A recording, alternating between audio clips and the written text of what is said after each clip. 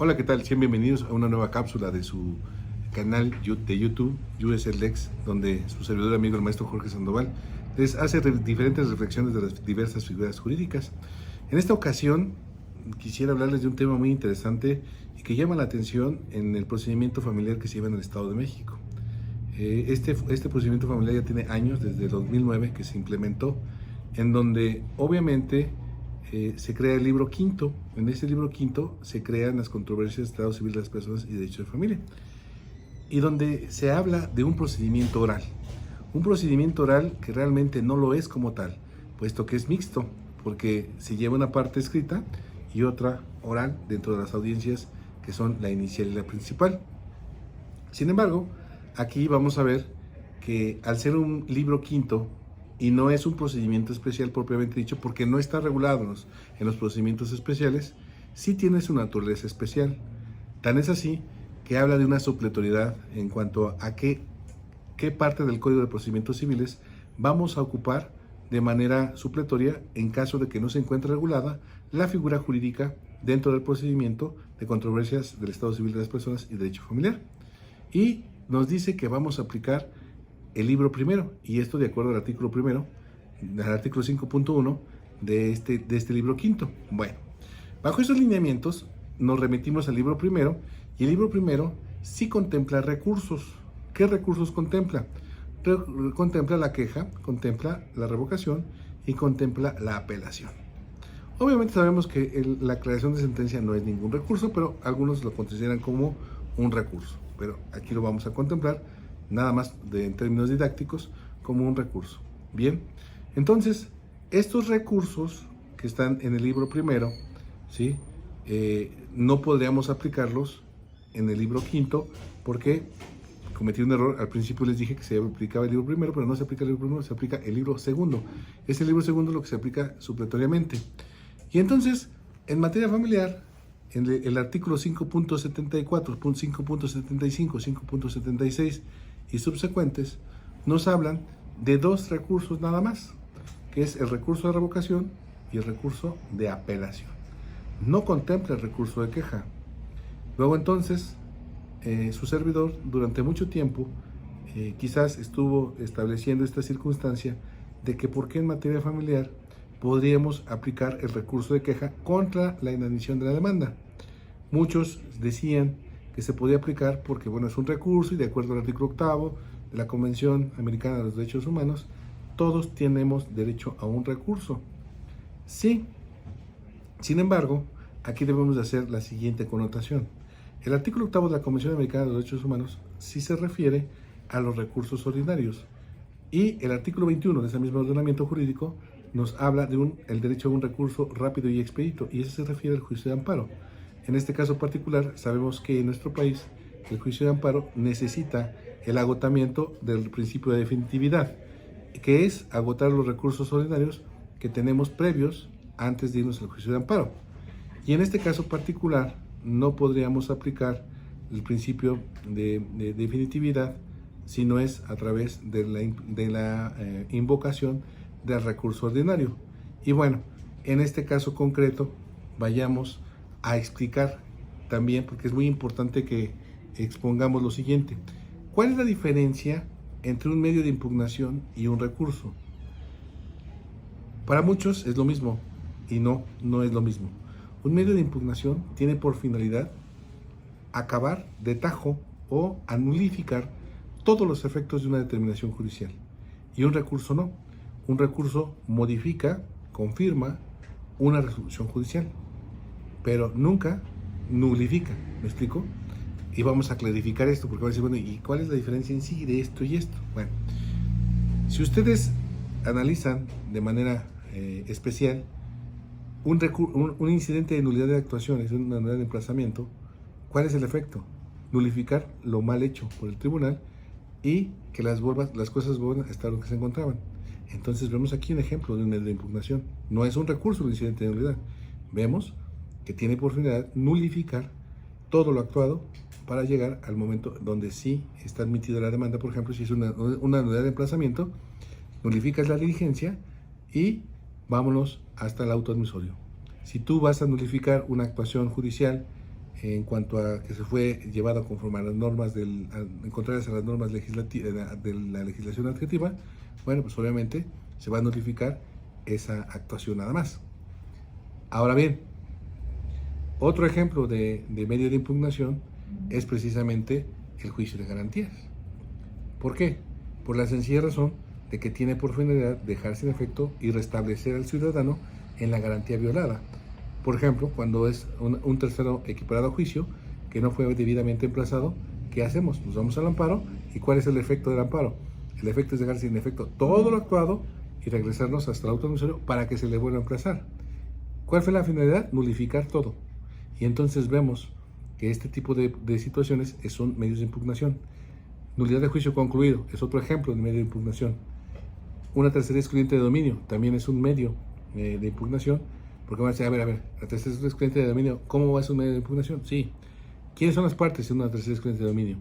Es el opositor contra el ejecutante y el ejecutado. ¿Cuál es la finalidad? El que se excluya de un embargo bienes que no forman parte del patrimonio de la parte demandada. ¿Por qué? Porque son de un tercero ajeno a.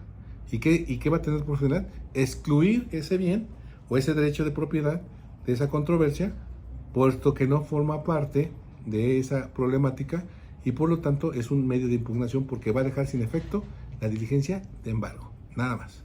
Bien, ahora vámonos a los recursos. ¿Cuál es la finalidad de los recursos? Ya se los dije. Bueno, pues precisamente es confirmar una resolución, revocarla o modificarla. Y en este caso particular, el efecto no es nulificar. ¿Estamos de acuerdo? Bueno, entonces, vámonos a los recursos en este procedimiento familiar que se lleva en el Estado de México.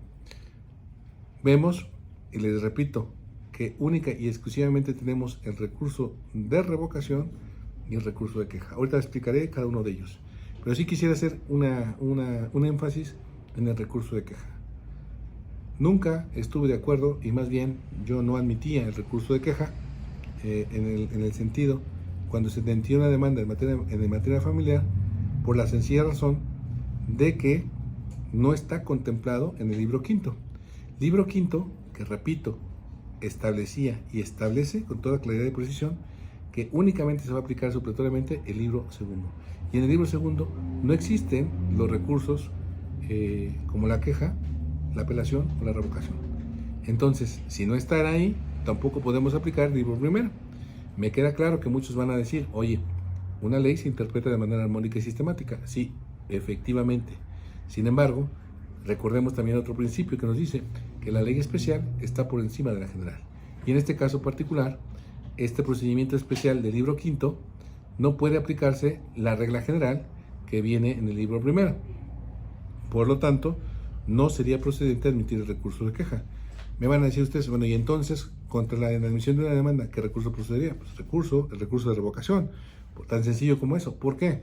Porque el artículo 5.74 del Código Procesal Civil nos dice que todo lo que sea dictado fuera de audiencia, o sea, no oral, entonces puede ser motivo de revocación. Y por lo tanto, un auto que no te admite la demanda puede ser motivo de revocación. Y suponiendo que el juez confirmase su auto de revocación que procede, pues te puede hacer amparo indirecto sin mayor problema. Y en este caso particular, reitero, yo no sé por qué motivo y por qué razón se admitía el recurso de queja. Repito, me queda claro que el Tribunal de Alzada decía, bueno, pues es que es un recurso ordinario, es un recurso que va a dar mayor celeridad y protección al justiciable. Sí. Sin embargo, también lo es que técnicamente no tendría que haberse admitido.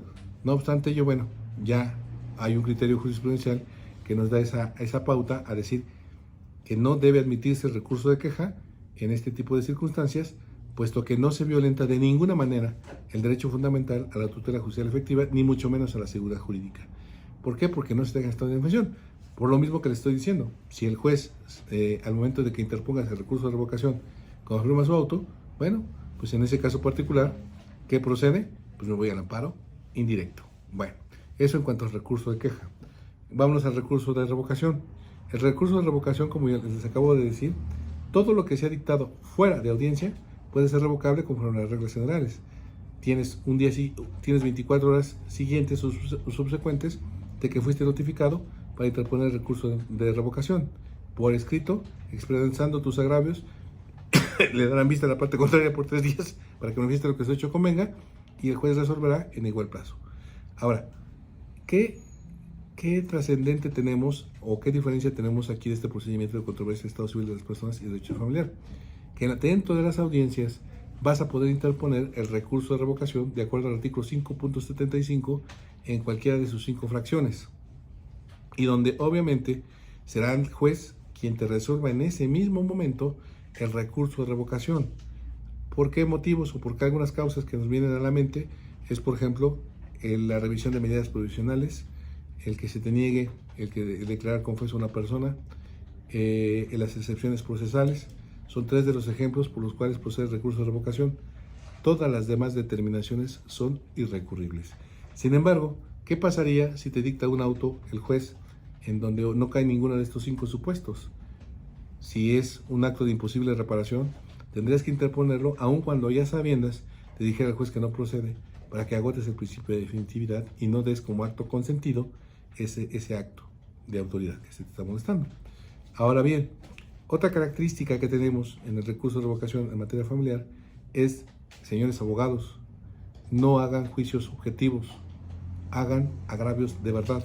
Agravios en el sentido de cuando se aplica incorrectamente o inexactamente el precepto por el acto de molestia por el cual el juez está tomando una determinación o una decisión judicial que afecta a tu esfera jurídica, y por lo tanto debes atacarlo atacando precisamente ese fundamento y además la motivación que te dé el juez. Por ejemplo, vamos a dar un ejemplo rápido. Que el juez te dice en el momento de revisar las medidas provisionales que confirma la medida de una pensión alimenticia del 50%, por ejemplo, ¿no? Entonces, para un acreedor, estoy siendo exagerado, pero bueno, al final del día, para que comprendamos el ejemplo, tú tienes la obligación de decirle al juez que debe fundar y motivar la forma en que está haciendo la revisión de la medida provisional, es decir, que te diga por qué motivo y por qué razón te está ratificando esa medida provisional. Y el juez te tendrá que decir que con fundamento en tal artículo, por esta razón, por este motivo y por esta circunstancia, te está confirmando esa medida provisional. Una vez que haya hecho esto el señor juez, entonces tú le pides el uso de la palabra y le vas a tener que decir que interpones con fundamento en el artículo 5.75 el recurso de revocación, y vas a tener que expresar, por ejemplo, que no se viola, que no se respeta el principio de proporcionalidad que rige los alimentos de acuerdo al artículo 10 de la Convención Internacional de los Derechos la Convención Interamericana para Reclamo de Alimentos. Y tendrás que expresar que el juez, sin una motivación exacta ni precisa, está estableciendo un porcentaje sin tener conocimiento de la capacidad económica de las partes ni de las necesidades de quien debe recibirlos. Y por lo tanto, debes establecer que, si bien es cierto, es una facultad discrecional del órgano jurisdiccional, también lo es que no puede abusar de esa misma facultad, y que obviamente tampoco el juez puede abusar de esa facultad discrecional, y por lo tanto tiene que actuar en forma mesurada en relación a la fijación de una pensión alimenticia. Y en su caso, si va a fijar una pensión al 50%, como estoy diciendo yo en este ejemplo, pues tendrá que establecer los motivos, las razones y las circunstancias por qué arriba a esa conclusión, si únicamente se exhibe el acta de nacimiento, por ejemplo, ¿no? Entonces, vemos que el expresar agravios es una técnica necesaria que tienes que hacer valer durante el desarrollo del procedimiento. ¿Por qué? Porque muchas de las veces ustedes abogados lo único que hacen es decir: señor juez, le pedimos que recapacite, considere. Eso no son nuestros agravios, eso no son agravios, eso nada más son peticiones o expresiones subjetivas. Y el recurso de apelación en materia familiar, pues obviamente va a proceder contra sentencias interlocutorias y contra sentencias definitivas. Y en este caso particular, pues obviamente, vuelvo a repetir, tienes que atacar las partes considerativas de la sentencia, las cuales te afectan en una incorrecta o inadecuada valoración de la prueba, o bien una inadecuada o incorrecta aplicación de la normatividad, y el por qué no puedes compartir con el juez sus razonamientos a través de la exposición de sus agravios, a través de la exposición de tus agravios, del por qué no compartes esa opinión del juez, a la cual lleva a la conclusión de condenarte o absolver a la otra parte, ¿no? Entonces, vemos que los fines, por ejemplo, o los propósitos de los recursos es precisamente que el juez revoque, bueno, en el caso de revocación, que revoque su propia determinación, la modifique o bien se confirme. Lo mismo pasa en la apelación, pero obviamente en un diferente acto procesal. La revocación es intraprocesal y la apelación es extraprocesal. ¿Y por qué digo que es extraprocesal? Porque sabemos que la instancia inicia con la demanda y termina con la sentencia. Y entonces la apelación en materia familiar es después de ejecutada la sentencia, después de emitida la sentencia, y para que no se ejecute la misma, tienes que interponer el recurso de apelación si es con ambos efectos, y obviamente también puedes interponer recurso de apelación aun cuando sea con efecto no suspensivo. Pero obviamente que esa sentencia se podrá apelar. Bueno, pues después de esta pequeña explicación breve y concisa, pues espero que haya quedado claro, y les recuerdo que, como dicen todos los youtubers, si les gusta el video, compártanlo, denle su like, y obviamente los invito a mis canales mi canal de YouTube USAdLex, que compartan los videos y que se suscriban, y que también le den una vueltecita al podcast Reflexiones de un Jurista. Bueno, pues como siempre quedan sus órdenes y hasta la próxima. Gracias.